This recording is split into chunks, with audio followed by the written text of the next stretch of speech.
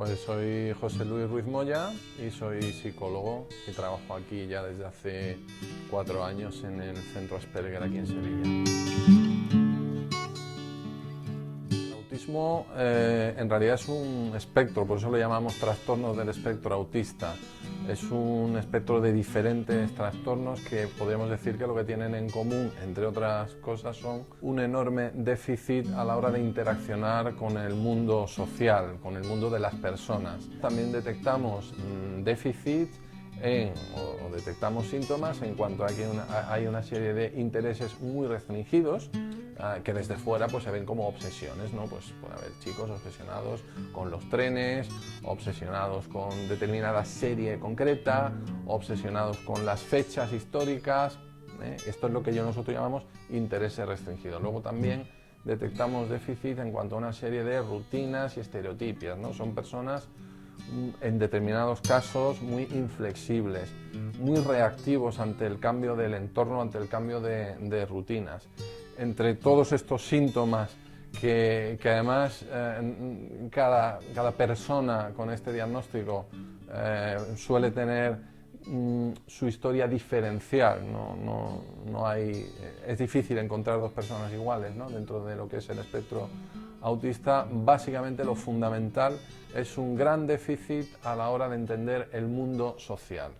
Todo esto está enmarcado dentro de un déficit a la hora de aprender todo lo que podríamos denominar un poco el aprendizaje implícito, todo aquello que no está escrito, ¿no? Las normas sociales normalmente no las tenemos que aprender por escrito, sino que es algo que tú vas aprendiendo con la experiencia. Este tipo de personas tiene esa dificultad, no perciben, no procesan adecuadamente todo lo que son las normas implícitas en cuanto a lo que es la relación social.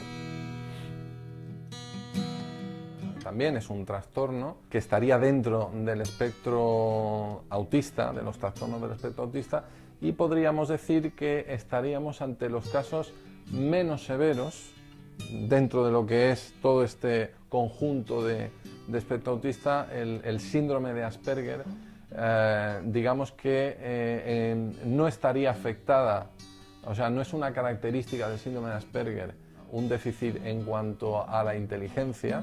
Podemos encontrar personas con síndrome de Asperger con una inteligencia alta, con una alta capacidad, y podemos encontrar personas con una inteligencia normalizada. Esto no es un trastorno transitorio, esto es un trastorno de origen neurobiológico y por tanto está ya en el nacimiento de la persona, aunque se detecte más tarde, pero es un trastorno que le va a acompañar toda su vida. No es fácil llegar a un consenso porque cada investigación vuelve a veces, digamos, a matizar ciertos datos. No es lo mismo hacer un estudio aquí que en Australia, pero más o menos hay un acuerdo internacional, podríamos decir, a día de hoy, por lo menos, en el que más o menos está de acuerdo en establecer una prevalencia de 7 casos cada 1000 nacidos.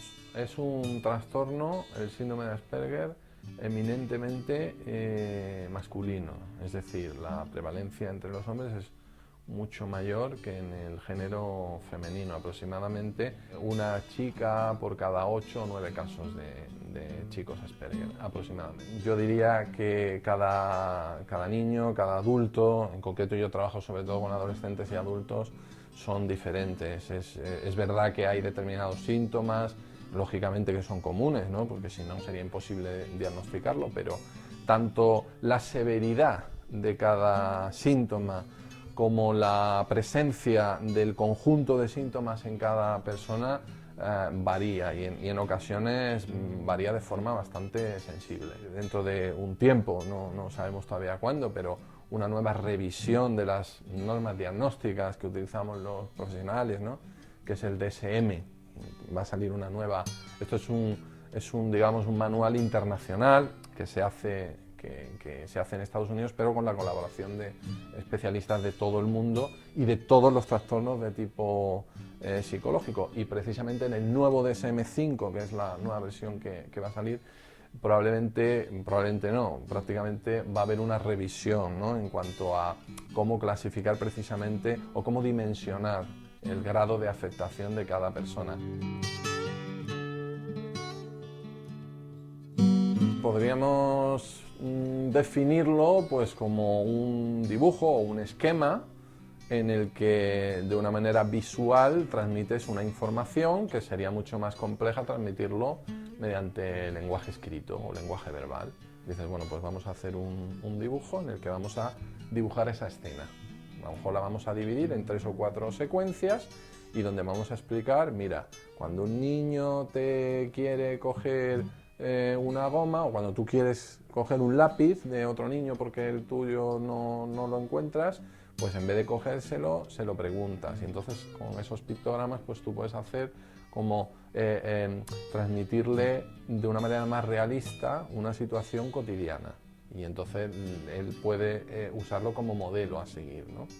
Suele ser bastante importante, como se ve en muchos de estos dibujos que hay por aquí, el uso explícito y evidente de la expresión de la cara, porque es cierto que ellos tienen una gran dificultad a la hora de interpretar las situaciones sociales, que todos las interpretamos fácilmente por la expresión de la cara, ¿no? Podemos saber qué está pasando y cómo se está sintiendo la otra persona, pues precisamente para identificar cuál es la conducta más deseable y cuál es la conducta que te va a generar más problemas, es importante utilizar y plasmar precisamente qué expresión en la cara va a generar una u otra alternativa, ¿no? La terapia con pictogramas, con vídeos, con actividades en grupo, evidentemente hace que ellos mejoren, y además esto es algo que hemos ido viendo de forma muy evidente, porque los chicos que han sido diagnosticados de forma temprana y han empezado una terapia pronto, digamos que la evolución y ciertas dificultades suelen ser menores que aquellas personas, que también hemos tenido casos, que el diagnóstico ha venido muy tarde. En este síndrome, como yo diría que en todos, ¿no?, lo más indicado siempre es la mayor integración posible, por supuesto, en una sociedad normalizada. Ellos suelen, en gran medida, funcionar con muchas rutinas adquiridas. El problema es que muchas de esas rutinas a veces no son, como decimos los psicólogos, adaptativas, es decir, no vienen bien, pueden generar determinados problemas. Entonces sí que es cierto que determinadas conductas adaptativas, determinadas conductas deseables, pues como puede ser, por ejemplo, el aseo diario, o la manera o las horas a las que hay que comer, o las horas en las que hay que dejar, por ejemplo, de jugar para para ir a cenar, lavarse los dientes. Pues esos aprendizajes, digamos, que vienen bien, a veces entran mejor y se aprenden mejor y se adquieren mejor, y sobre todo se sustentan y se consolidan de mejor manera si se hace a través de una rutina. Se trabaja mucho también en el ámbito académico. Nosotros cuando vamos a los colegios o a los institutos, los profesores, que muchas veces están desconcertados porque no saben muy bien cómo afrontar este tema, lo que intentamos es explicarles que ellos necesitan que se les divida y concrete y se le haga explícito diferentes fases del trabajo que tienen que hacer, de lo que se espera de ellos. En ocasiones vemos que estos chicos pueden tener un conocimiento más o menos adecuado de una materia determinada, pero si no se le explica de qué manera tienen que estructurar ese contenido y de qué manera responder, te fallan en un examen. Uno de los déficits que suelen tener estos chicos, sobre todo cuando son más pequeños, es estructurar adecuadamente el lenguaje, ¿de acuerdo? El lenguaje oral o el lenguaje escrito, que es una cadena de secuencias que una vez que yo voy escuchando, yo tengo que estructurar y ordenar en mi mente, y eso les cuesta mucho trabajo por esa dificultad primero de entender conceptos abstractos. Por tanto, todo lo que sea, y el lenguaje está lleno de conceptos abstractos que todos manejamos, pero que para ellos pues es como un concepto en blanco, y por tanto no les permite realmente estructurar bien la idea que se le está transmitiendo. ideas muy sencillas, como te decía antes, ¿por qué hay que lavarse los dientes? ¿Y por qué hay que lavarse los dientes después de cenar? Una de las dificultades que tienen es el no entender la trascendencia de determinados hechos. Para ellos les puede costar trabajo por qué hay que lavarse los dientes. Entonces, claro, si yo no entiendo por qué me tengo que lavar los dientes, pues no me los lavo. El hecho de cambiar esa información escrita o verbal plasmado en un simple dibujo o en una secuencia de dibujos que además el niño puede verlo de delante a atrás, de atrás a adelante, hasta que más o menos vaya entendiendo lo que se le está diciendo ahí, no cabe duda de que puede facilitar bastante y de que facilita bastante el aprendizaje de una serie de conceptos. Entonces, bueno, pues en este sentido sí que podríamos decir que ellos tienen una mayor facilidad de aprender conceptos mediante pictogramas. Mirando cualquier sala de terapia de las que tenemos aquí en el centro se puede ver, ¿no? Es decir, si os fijáis, pues la mayoría son dibujos. Es verdad que en ocasiones hay determinadas normas escritas, pero siempre acompañados de dibujos que plasmen precisamente la idea principal.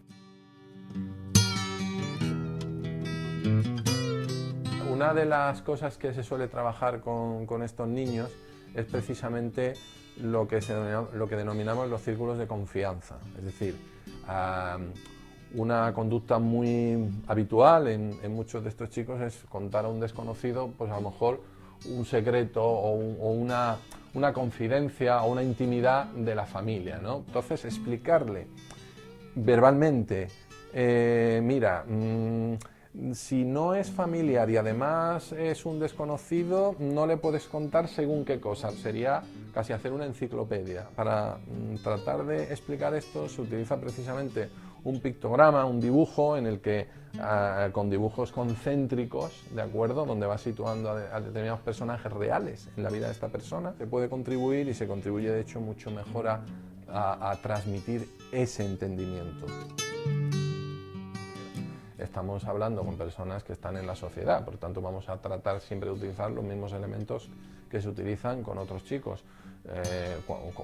Cuando aprendemos, ¿no?, y cuando empezamos a entender cómo funciona la sociedad y cómo funciona el mundo donde vivimos, lo que pasa es que con ellos pues hay que detallar más y hay, digamos, que inventarse y coger recursos, porque sí es verdad que no suele haber demasiados recursos específicamente para el síndrome de Asperger. La clave, el punto central, ¿no?, del trabajo con los más pequeños suele ser el saber manejar los mismos elementos que se pueden manejar en el colegio con sus iguales o en el tiempo libre, para ir viendo cómo esa persona interacciona con otros chicos e ir mejorando todo este déficit, ¿no?, en habilidades sociales. Realmente todos hemos aprendido a base de cuentos y a base de pictogramas en la vida, ¿no? Otra cosa es lo que ya el terapeuta haga con ese material, de qué manera lo trabaje, de qué manera lo enfoque en cada problema concreto, porque bueno, otros trastornos de aprendizaje, otros trastornos de conducta, evidentemente también se pueden ver beneficiados y de hecho se benefician y se utilizan, ¿no? Lo que sirve para todo el mundo también puede servir a los chicos de Asperger. Y evidentemente lo que sirve para los chicos con Asperger puede servir para todo el mundo. Yo creo que en todas las consultas o en todos los gabinetes de trabajo con niños siempre ha habido cuentos, siempre ha habido dibujos.